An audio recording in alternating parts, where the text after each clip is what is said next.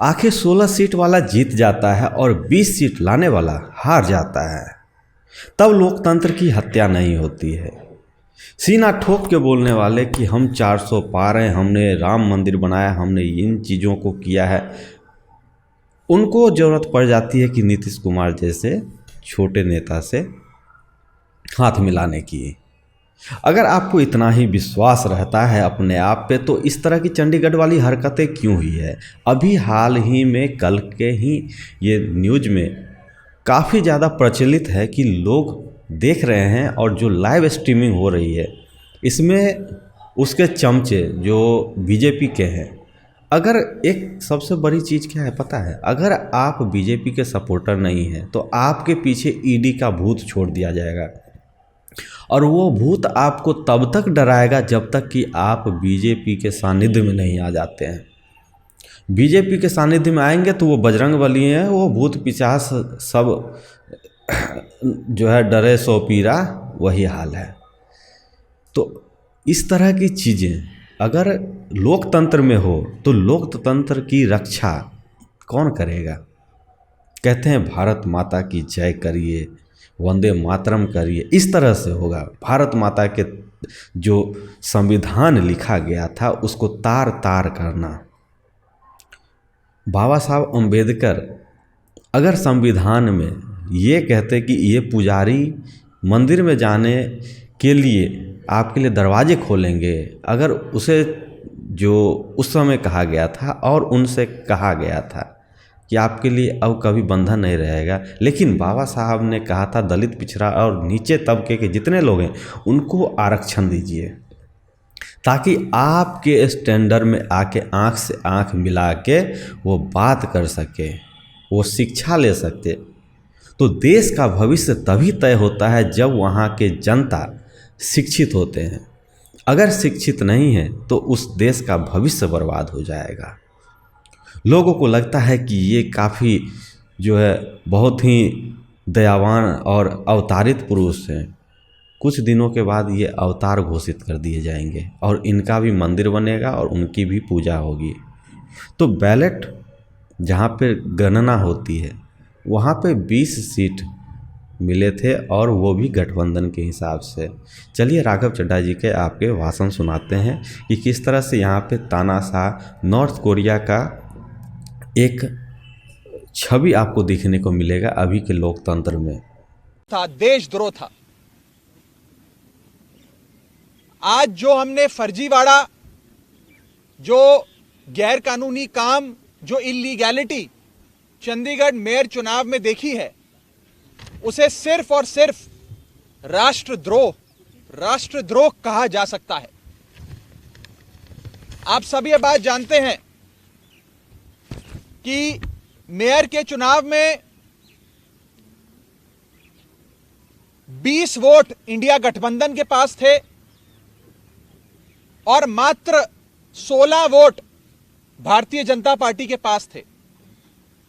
15 और साथ में अगर मैं एक और अन्य वोट भी जोड़ दूं, जहां 20 वोट आम आदमी पार्टी और कांग्रेस पार्टी के इंडिया गठबंधन के पास थे, वहां गठबंधन का जीतना, इंडिया अलायंस का जीतना तय था। और अपनी हार को सामने देख बीजेपी ने षड्यंत्र रचे। सबसे पहले 18 जनवरी को होने वाले चुनाव में प्रिसाइडिंग अफसर, जो चुनाव कराता है अफसर, उसे बीमार करके अस्पताल में भर्ती करा दिया ताकि उस दिन चुनाव ना हो। फिर चुनाव की जब नई तारीख आई जो हाईकोर्ट ने निर्धारित करी, उस बीच ऑपरेशन लोटस करके आम आदमी पार्टी की और कांग्रेस के पार्षदों को खरीदने की कोशिश करी गई। जब बीजेपी का ऑपरेशन लोटस भी फेल हो गया तो बीजेपी ने आज आप सबकी आंखों के सामने और आप सबके कैमरों में कैद जो फर्जीवाड़ा किया है, पहले मैं सिलसिलेवार तरीके से आपको बताना चाहता हूं। बीजेपी ने अपने ही पार्टी के माइनॉरिटी विंग के ऑफिस बियरर को प्रिसाइडिंग अफसर बनाया, यानी कि जो शख्स घोषित भाजपा का सदस्य है, उनका ऑफिस बियरर है, पदाधिकारी है उस माइनॉरिटी विंग के सेक्रेटरी को प्रिसाइडिंग अफसर बनाकर उसकी देखरेख में चुनाव कराने की घोषणा करी। चुनाव में जब वोटिंग समाप्त हुई और काउंटिंग की बारी आई तो इस भाजपा के ऑफिस बेयरर प्रिसाइडिंग अफसर ने किसी भी पार्टी के इलेक्शन एजेंट को आगे नहीं आने दिया। आप सब जानते हैं, आप सब चंडीगढ़ मेयर चुनाव देखते आए हैं, जब भी वोटों की गिनती होती है तो इलेक्शन एजेंट, तमाम पार्टियों के इलेक्शन एजेंट अपनी आंखों के सामने काउंटिंग टेबल पे खड़े होकर काउंटिंग करवाते हैं। लेकिन पहली बार इतिहास में देखा गया कि इलेक्शन एजेंट्स को दूर कर दिया गया, उन्हें टेबल के नजदीक नहीं आने दिया गया। और उसके बाद जो हुआ आपने देखा कि कैसे भाजपा के इस पदाधिकारी ने, जो प्रिसाइडिंग अफसर था आज के चुनाव का, उसने अपने पेन से बैलेट पेपर पर इंक लगा लगाकर उस सारे बैलेट पेपर को इनवैलिड किया और फिर चुनावों की गिनती में, वोटिंग में, वोट काउंटिंग में उस एक एक बैलेट पेपर को इलीगल घोषित किया। पहली बार चंडीगढ़ मेयर चुनाव में कुल 36 वोटों में से 8 वोट इनवैलिड घोषित कर दिए गए। इतिहास में आज तक नहीं हुआ। आम आदमी पार्टी और कांग्रेस के गठबंधन को 20 वोट पड़ने थे, हमें 12 वोट पड़े और हमारे 8 वोट इनवैलिड घोषित कर दिए गए। और भाजपा का एक भी वोट इनवैलिड नहीं घोषित किया गया। भाजपा के और उनके कुल वोट 16 थे, उनको 16 वोट पड़े और आम आदमी पार्टी के 20 में से 8 वोटों को इनवैलिड यानी कि अवैध घोषित करके हमारे वोटों को घटाकर 12 कर दिया गया। साथियों, जब भी किसी भी वोट को अवैध घोषित किया जाता है या इनवैलिड करार दिया जाता है तो उस वोट को दोनों पार्टियों के काउंटिंग एजेंट को दिखाया जाता है अवैध घोषित करने से पहले। यह डमी बैलेट पेपर है जो मैं आप सबके सामने लाया हूं। जब काउंटिंग के दौरान इस प्रकार के बैलेट पेपर को इलीगल घोषित किया जाता है तो प्रिसाइडिंग अफसर, अगर मान लीजिए मैं प्रिसाइडिंग अफसर हूं तो मैं दोनों पार्टियों के इलेक्शन एजेंट को वो दिखाऊंगा बैलेट पेपर की, देख लीजिए यहां इनके निशान बाहर लगा हुआ है, ये इनवैलिड है, मैं इसे अवैध घोषित कर रहा हूं। ऐसे दोनों पार्टियों के इलेक्शन एजेंट को दिखाया जाता है और दिखाने के उपरांत उनकी सहमति से, और जो डीसी चुनाव हैं, जो डिप्टी कमिश्नर बैठे हैं, उनकी सहमति से इस वोट को अवैध घोषित किया जाता है। लेकिन आज ये नहीं हुआ। आज ना इलेक्शन एजेंट को दिखाया गया, ना डीसी को दिखाया गया और बस एक एक कर आम आदमी पार्टी के वोटों को और कांग्रेस पार्टी के वोटों को अवैध घोषित कर दिया गया। यह दिखाता है कि भारतीय जनता पार्टी इतने छोटे से एक मेयर के चुनाव में, म्युनिसिपल कॉरपोरेशन के मेयर के चुनाव में अगर इस प्रकार की गैर कानूनी असंवैधानिक घटनाएं को अंजाम दे सकती है तो आप सोचिए कि लोकसभा चुनाव की हार देखते हुए ये लोग क्या करेंगे। क्या भाजपा इस देश को नॉर्थ कोरिया बनाना चाहती है कि इस देश में चुनाव ही ना हो और चुनाव सिर्फ उसी स्थिति में हो जहां भारतीय जनता पार्टी पूरी मशीनरी को रिग कर पूरी चुनावी प्रोसेस को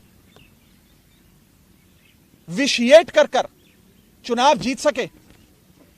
साथियों, मैं अनिल मसीह, जो भारतीय जनता पार्टी के माइनॉरिटी विंग के पदाधिकारी हैं और आज के प्रिसाइडिंग अफसर हैं, उनके खिलाफ कार्रवाई की मांग करता हूं। आपराधिक मामला दर्ज होना चाहिए और उनकी गिरफ्तारी होनी चाहिए। ऐसे लोग और ऐसी पार्टियां जो हमारे देश की लोकतंत्र की सरेआम हत्या कर रहे हैं, उन लोगों को बाहर रहने की कोई आवश्यकता नहीं है। उन लोगों की सही जगह जेल है, उन लोगों को जेल होनी चाहिए।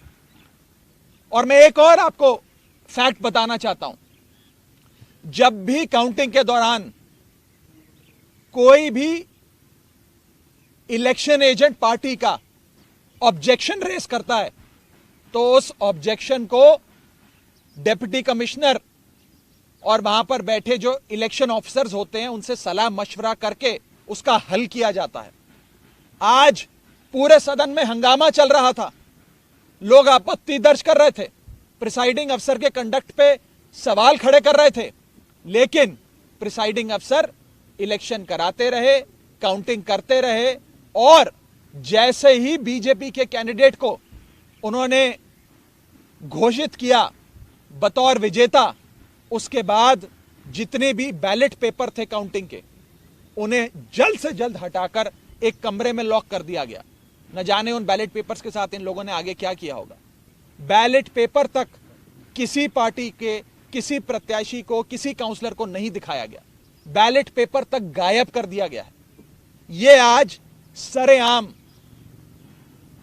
देश का एक महत्वपूर्ण शहर चंडीगढ़ में आप सबकी आंखों के सामने घटा है। मैं बस इतना ही कह सकता हूं कि भारतीय जनता पार्टी इंडिया गठबंधन से इतना घबरा गई है, इतना डर गई है कि अब वो इस प्रकार की असंवैधानिक घटनाएं, गैर कानूनी घटनाओं को अंजाम दे रही है। मैं सीधा बस इतना कहना चाहता हूं कि भारतीय जनता पार्टी ने जो आज चंडीगढ़ मेयर चुनाव में किया है वो सीधा सीधा देशद्रोह है। यह देशद्रोह से कम चीज नहीं है और इन लोगों के खिलाफ कार्रवाई होनी चाहिए, नहीं तो इस देश के आम आदमी का लोकतंत्र से और चुनावी प्रक्रिया से विश्वास उठ जाएगा। मैं आगे अनुरोध करूंगा कांग्रेस पार्टी के वरिष्ठ नेता पवन बंसल जी को कि वो आपको संबोधित करें। धन्यवाद दोस्तों। जो आज म्युनिसिपल कॉर्पोरेशन चंडीगढ़ के बीच में हुआ है, ऐसा जंगल राज का नाच कभी कहीं नहीं देखने को मिला होगा। आदमी कल्पना भी नहीं कर सकता था कि इस हद तक भारतीय जनता पार्टी बुखलाकर अपनी हार अपने सामने देखती हुई इस हद तक पहुंच जाएंगे। बिल्कुल स्पष्ट तौर पे पहले दिन से जब 10 तारीख को इलेक्शन डिक्लेयर हुए थे, वो जानते थे कि उनके पास 15 हैं, 14 उनके अपने काउंसलर, एक एमपी और अगर एक अकाली दल उनके साथ वोट डालें तो एक वो, और इधर कांग्रेस और भारत और आम आदमी पार्टी के पास 7 और 13 मिला के 20 कैंडिडेट बनते थे। आपस में हमारा फैसला हुआ था कि जैसे पहले by default Bharatiya Janata party को जीतने दिया, हम लोगों ने गैर हाजिर रहकर इस बार ऐसा नहीं करेंगे, क्योंकि इससे पहले जैसे आप जानते हैं दिल्ली में पार्टीज का एक गठबंधन Indian national democratic inclusive alliance के नाम पर गठित हुआ था। उसमें दोनों आप और कांग्रेस उसके सदस्य हैं, उसके कंस्टिट्यूएंट्स हैं। वहाँ अभी बातचीत चल रही थी। इसमें इतनी बीच में ये इलेक्शन आए जिसका फैसला एकदम करना था, तो यहाँ हमें उसी माहौल को बनाने के लिए जिसमें वहाँ था कि एज फार एज पॉसिबल आपस में अलायंसेस होते रहेंगी, उसके लिए यहाँ हमने ये फैसला किया हम इकट्ठे मिलकर ये चुनाव लड़ेंगे। बीजेपी को हराने के लिए, बीजेपी को ही सिर्फ हराने के लिए नहीं, सही मायने में लोकतंत्र को फिर पुनर्जीवित करने के लिए, लोकतंत्र की भावनाओं को फिर आगे लाने के लिए, और जो लोकतंत्र के साथ उसका गला घोंटा जा रहा था उसको रोकते हुए, और फिर लोकतंत्र जिस हिसाब से हमारे स्वतंत्रता से संग्रामियों ने उन्होंने जैसे लड़ा था, जिस कल्पना के साथ, जिस विचार के साथ, जिस आइडिया ऑफ इंडिया, हिंदुस्तान की सोच को आगे बढ़ाने के लिए उसको ये ख़त्म किए जा रहे थे, समदर कर दिया था, उसको बिल्कुल गला घोंट रहे थे, उसको बचाने के लिए इकट्ठे हुए हैं। ये लोकतंत्र को बचाने के लिए ये ऐसा गठबंधन बना है। उसकी शुरुआत आप जानते हैं सब चंडीगढ़ से यहाँ होनी थी और हो रही थी। पिछले दिनों में पहले तो आप जानते हैं कि 18 तारीख को क्या हुआ। 18 तक भी लगातार ये लगे रहे हर प्रयास करने, हमारे काउंसलर्स को और आप पार्टी के काउंसलर्स को, दोनों को अलग अलग तरह से कुछ भी कोशिश हो जो सब उन्होंने की। यहाँ तक भी ज़रूरत की हमारे और लोगों से भी बात करने की कि वो कुछ कर पाएँ, और सब तरह के उन्होंने प्रलोभन दिए। लेकिन जब उन्होंने देखा कुछ नहीं हो रहा, तो 18 तारीख को जब वहाँ पहुँचे, मौके पे वहाँ जाके पता लगा कि नॉमिनेशन पेपर्स जो पोल उस दिन होना था उसको डिफ़र करके इनडेफिनेट अभी तारीख नहीं दी थी। क्यों? क्योंकि श्री अनिल मसीह, इनके जो अपने नॉमिनेटेड काउंसलर हैं, शायद आज तक उनका नाम नहीं पहले आपने सुना होगा, 18 से पहले उनको इन्होंने नॉमिनेट किया था एज प्रिजाइडिंग ऑफिसर। उनको बीमार कर दिया क्योंकि बहुत आसान था उनको हिदायत देनी और अस्पताल में वो चले गए। वहाँ दो बातों के बीच में बहुत बड़ी कॉन्ट्रडिक्शन थी। ये बातें ज़रूरी हैं ये बताने के लिए कि ये एक इंट्रीग, एक साजिश के तहत सब हो रहा था। उस वक़्त उन्होंने तो अपनी स्टेटमेंट में प्रेस को कहा कि मैं काफ़ी समय से मेरी बैक पेन है, लेकिन डिप्टी कमिश्नर ने कहा कि मेरे पास समय नहीं था कोई और किसी काउंसलर को नॉमिनेट करने के लिए जो मौके पे भी एकदम हो सकता है। अगर मीटिंग में सभी सदस्य इकट्ठे भी हो जाएं, अगर वहाँ प्रिजाइडिंग ऑफिसर नहीं पहुँचे, उनमें से एक को भी किसी को उठा के वहाँ बैठा दिया जाता है कि ये प्रिजाइड ओवर करेंगे, लेकिन उन्होंने ऐसा नहीं किया। जब अपने उन्होंने एक्शन में एक कमी देखी तो लॉ एंड ऑर्डर का सिचुएशन उन्होंने खड़ा कर दिया। लोग इनके पहुँचे हुए थे 16 तारीख को दफ्तर में हल्ला करने के लिए, लेकिन उसका फ़ायदा उठाते हुए इन्होंने इलेक्शन 6 फरवरी के लिए डिक्लेयर कर दिए। बेबस होके हम लोगों को हाई कोर्ट में जाना पड़ा और हाई कोर्ट ने जो फटकार उनको दी आप वो सब जानते हैं, आपने सब देखा है। और उसके हाई कोर्ट के हिदायत पर ये आज हुआ कि आज इलेक्शन 30 तारीख को तय हुए। हाई कोर्ट ने ये ज़रूर कहा था कि जो काउंसलर्स हैं उनके साथ उनके समर्थक कोई ना आए, लेकिन हाई कोर्ट ने ये नहीं कहा था कि वहाँ मीडिया भी नहीं पहुँचे।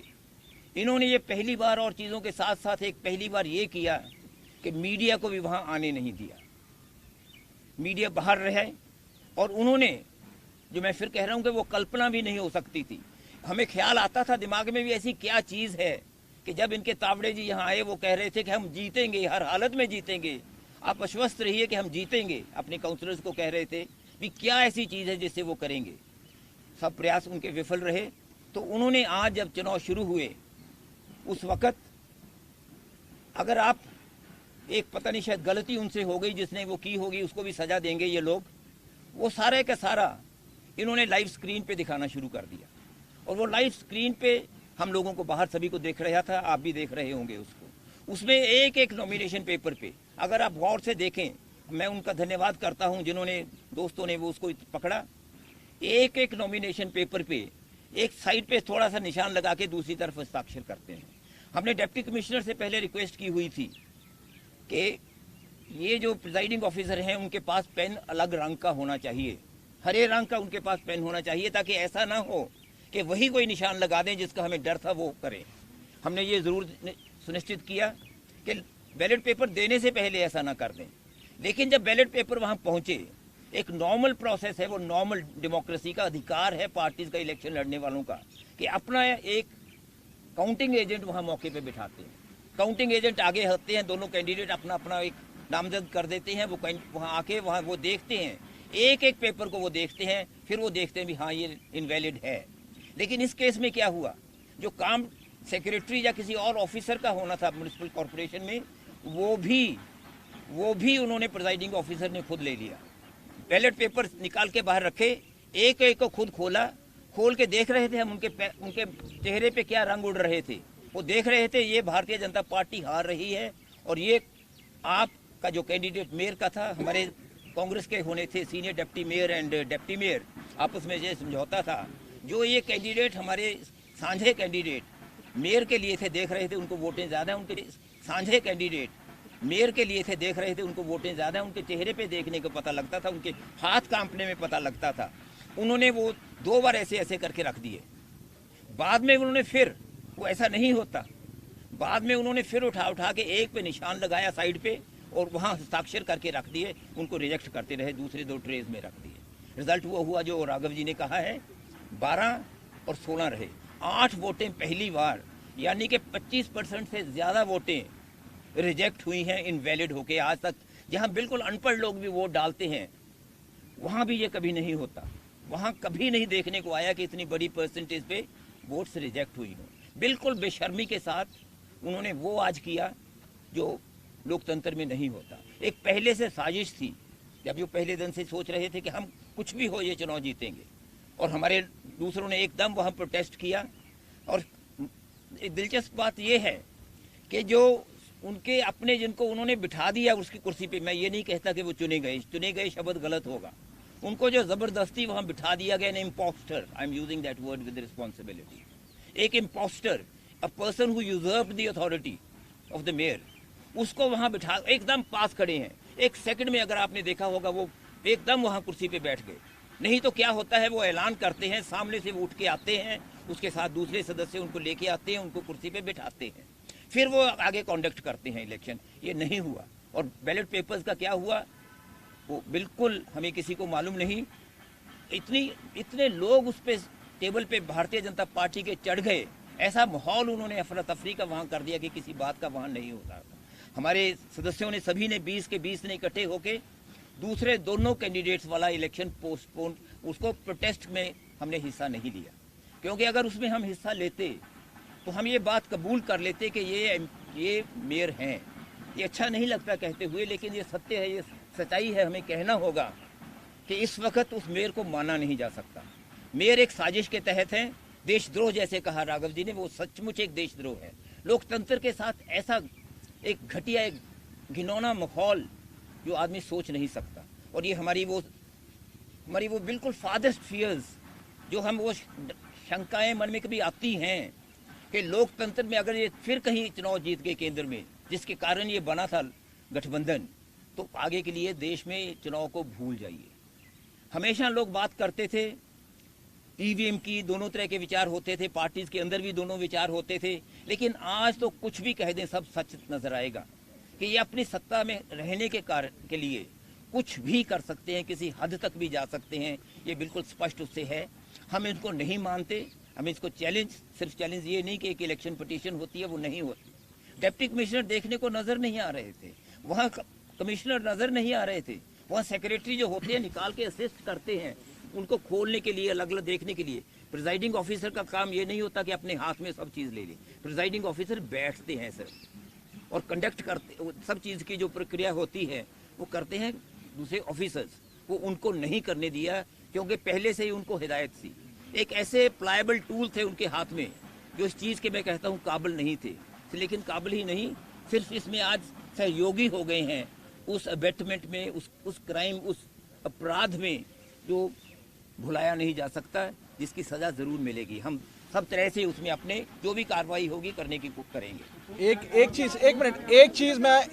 एक वाक्य और एक चीज मैं जोड़ना चाहूंगा और आप सबके माध्यम से चाहूंगा कि ये देश की जनता तक बात पहुंचे कि चंडीगढ़ चुनाव से जो आज असंवैधानिक गैर कानूनी काम भाजपा ने इस मेयर के चुनाव में किया, से एक सीख हम सबको अवश्य लेनी चाहिए कि आने वाले 2024 के लोकसभा चुनाव में आप किसी को हराने के लिए या किसी को जिताने के लिए वोट मत डालिएगा। आप इस बार लोकतंत्र की रक्षा करने के लिए, इस देश में डेमोक्रेसी को बचाने के लिए वोट डालिएगा। क्योंकि अगर इस बार इसी छल कपट से इंडिया गठबंधन को हराकर भाजपा फिर जीत जाती है तो शायद इस देश में चुनावी प्रक्रिया ही समाप्त हो जाए और भारत देश चीन या नॉर्थ कोरिया जैसी डेमोक्रेसी में तब्दील हो जाएगा। ये बड़ा खतरनाक आज संदेश इस चंडीगढ़ मेयर चुनाव से निकला है। मेरी देशवासियों से अपील है कि इस पे जरूर गौर फरमाइएगा और अपने वोट की ताकत से आने वाले 2024 के लोकसभा चुनाव में डेमोक्रेसी की रक्षा करने के लिए, लोकतंत्र को बचाने के लिए वोट डालिएगा।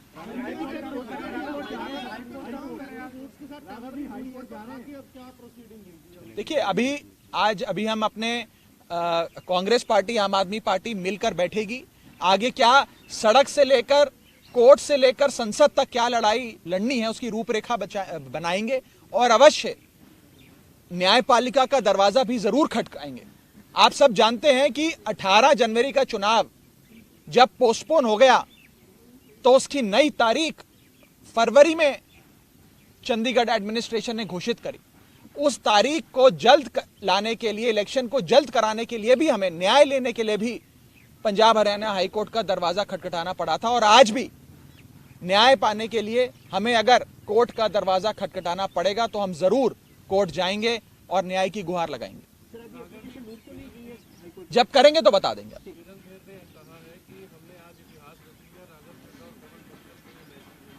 इतिहास तो रच दिया, मैं तो सहमत हूं। आज जो सांसद चंडीगढ़ से जो है किरण खेर जी, उन्होंने कहा कि हमने इतिहास रच दिया और ये राघव चड्ढा और पवन बंसल के लिए संदेश है। मैं और बंसल साहब दोनों हाथ जोड़कर कबूलते हैं, आप लोगों ने तो इतिहास रच दिया, लेकिन इतिहास राष्ट्रद्रोह करने में रचा है। आपने इतिहास असंवैधानिक गैर कानूनी काम करने में रचा है और आपने इतिहास लोकतंत्र की हत्या करने में रचा है। ऐसा इतिहास रचना आपको और आपकी पार्टी को मुबारक। हमारी पार्टी अवश्य लोकतंत्र को जीवित रखने के लिए, उसे बचाने के लिए लड़ाई लड़ती रहेगी। यह सत्ता की बात नहीं है, इसमें यह नहीं कि मेरा जिस पार्टी का है कि उस पार्टी का है, हम सत्ता में आ गए वो सत्ता में आ गए। यह लड़ाई अब उससे कहीं बड़ी है, यह लोकतंत्र को बचाने की लड़ाई है। अगर आप खुद सोचिए कि एक मेयर जैसे छोटे से चुनाव में अगर बीजेपी यह हरकत कर सकती है, तो 2024 के चुनाव में अपनी आंखों के सामने हार देख बीजेपी क्या क्या गैर कानूनी काम करेगी, आप इसका अंदाजा भी नहीं लगा सकते। आप कह रहे हैं कि आगे लोकसभा में ऐसा हो सकता है, तो आपकी क्या प्रेपरेशंस है? आप कैसे भाई हमें जैसे इलेक्शन भी ऐसा लग रहा था कि मेयर की इलेक्शन ही लोकसभा की इलेक्शन नहीं, आज नहीं कहा जा सकता भी आगे को क्या करेंगे। आज तो पहला दिन है। आज तो मेयर के अभी हमारे काउंसलर्स वहाँ धरने पे बैठे हैं, अभी तो धरने पे वहाँ बैठे हैं। हम देखेंगे उनका क्या रवैया रह रहा है। आगे हम क्या करेंगे 2024 का, वो इलेक्शन लोकसभा का, वो इस वक्त नहीं कहा जा सकता। लेकिन ये चीज पहले बंसल साहब पूरा कर लें। बंसल साहब उन्हें पूरा करने दीजिए। लेट हिम फिनिश बंसल साहब। ऑफिसर के बारे में पहले 10 जनवरी को भी वही नोटिफिकेशन आई कि उन्हीं को प्रिजाइडिंग ऑफिसर बनाया गया। उसके बाद दोबारा से जब नई स्थिति आई तो उसके भी अजीम मसीह को बनाया गया।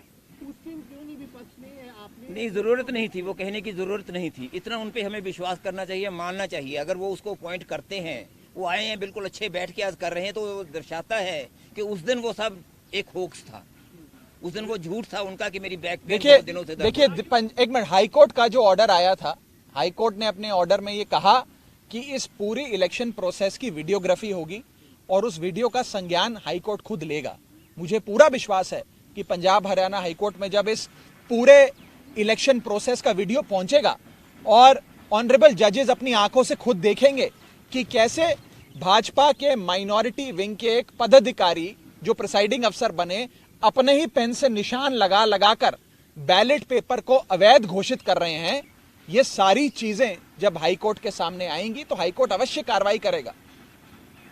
पर आम आदमी पार्टी, कांग्रेस पार्टी, इंडिया गठबंधन मिलके सड़क से लेकर संसद तक, न्यायपालिका से लेकर सड़क तक क्या लड़ाई लड़नी है, आगे क्या रूपरेखा होगी, उस पर अवश्य चर्चा करेंगे और हाईकोर्ट का दरवाजा भी जरूर खटखटाएंगे। बिल्कुल, प्रिसाइडिंग अफसर के खिलाफ कार्रवाई करेंगे। मैं तो आज इस मंच से ये मांग करता हूं कि प्रिसाइडिंग अफसर ने देशद्रोह किया है, उसे गिरफ्तार करना चाहिए, उस पर आपराधिक मुकदमा चलना चाहिए। सबसे बड़ा दोषी है। जरूर हम कंप्लेंट भी करेंगे, कार्रवाई की मांग भी करेंगे और सिर्फ कार्रवाई की नहीं, उनकी गिरफ्तारी की मांग करते हैं। लोकसभा के चुनाव आ रहे हैं, तो चंडीगढ़ सीट भी आम आदमी पार्टी के साथ मिलकर लड़ेंगे। See, this is not a setback for one coalition, one alliance or one party. It is a setback for India's democracy. And as a Democrat, as somebody who believes in India's democracy, we are aggrieved, we are hurt, and we are flabbergasted, we are worried as to what will happen in the upcoming 2024 polls. If BJP can resort to such low levels, stoop to such low levels and commit forgery, illegality, and something that should even be labeled as an act of sedition, then BJP can go to any level to rig the election process and to indulge in every possible electoral fraud and electoral malpractice. And in fact, we would even request the High Court, when the matter goes there, to ensure and to direct that a proper inquiry be conducted into the entire conspiracy as to who all were the partners in it, and action should be taken against all of them. देखिए, हम ये मांग करते हैं और हम कल high court में भी इस दलील को रखेंगे कि पहले जो आज इलेक्शन एक इलीगल इलेक्टोरल फ्रॉड हुआ जो है उसे सेट असाइड किया जाए। दूसरा, एक fresh election, free and fair election call किया जाए। और तीसरा, पंजाब हरियाणा हाईकोर्ट के द्वारा अपॉइंटेड एक रिटायर्ड हाईकोर्ट जज को प्रिसाइडिंग अफसर बनाकर पूरे इलेक्शन प्रक्रिया फिर से कराई जाए, ताकि इस बार कोई बीजेपी का पदाधिकारी प्रिसाइडिंग अफसर बनकर अपने ही हाथों से इंक लगाकर वोटों को अवैध यानी कि इलीगल घोषित ना करे और फ्री एंड फेयर इलेक्शंस हो। फ्री एंड फेयर इलेक्शंस और डेमोक्रेसी भारत के संविधान के बेसिक स्ट्रक्चर का हिस्सा है। अगर इस प्रकार से फ्री एंड फेयर इलेक्शंस और डेमोक्रेसी को समाप्त किया जाएगा तो यह भारत के संविधान पे चोट है। मुझे पूरा विश्वास है कि ऑनरेबल कोर्ट इसका संज्ञान लेकर उचित कार्रवाई इस विषय में अवश्य करेंगे। Thank you. दिल्ली की जो मेयर है वो भी सुप्रीम कोर्ट का रास्ता इख्तियार करती नजर आए, वो